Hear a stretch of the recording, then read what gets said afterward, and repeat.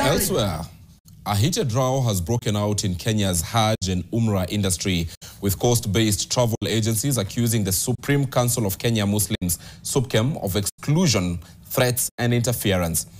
Claims that SUPKEM has denied, with the fate of thousands of Kenyan pilgrims who have saved for years to make the sacred journey to Makkah now thrown into limbo. Fatma Bugu now reports on the Hajj standoff.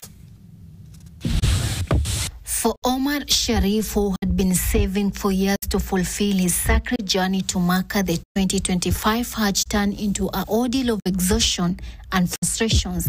Ilibidi pale ndani ya hema watu watoke, wale vijana wakalale nje ya mahema.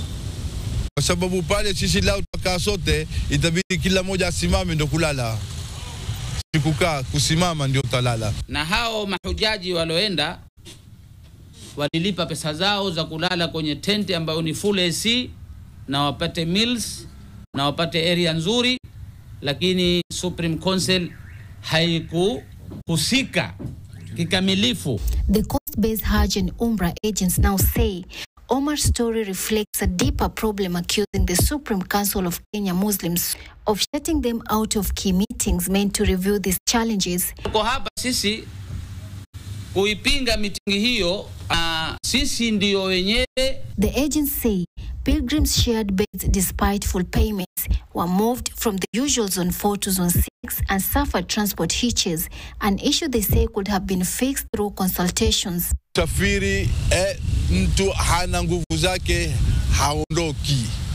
Naitwa haondoki. Sasa kama mimi mzee nilipata tabu sana. Supreme Council of Kenya Muslims denies the claims, blaming coastal agencies for failing to meet the requirements.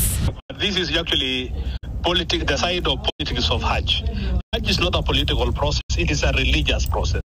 And every event of this nature has its own disciplinary measures. We cannot entertain agents who are actually making Hajj difficult for pilgrims. And according to SUPKEM, there's a condition put by the Kingdom of Saudi Arabia that any company running the service must be able to carry not less than 500 people, a criteria none of the coast-based companies met. Now, the agents have also accused SUPKEM of threatening to blacklist them and overstepping his role as the regulator by trying to control the operations. For those who are working under the mission, they must have not less than 300 pilgrims. And none of them meet that requirement from the coast. So they have to join other groups.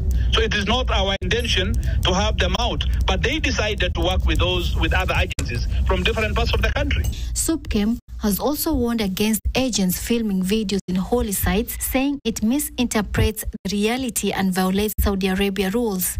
For example, if you have an agent who goes to the holy sites, do the fake videos, distributes them, that is outside the agreement between the mission and the Kingdom of Saudi Arabia. Saudi Arabia provided for an avenue in which the media can cover the events in the kingdom. Already 7 organizations have been blacklisted in the country, 3 from Northeastern and 1 from Nairobi. One of the companies was actually involved in forgery, doing a lot of interesting things about the visas. Another company were actually very abusive, and they wanted to beat people in Minna.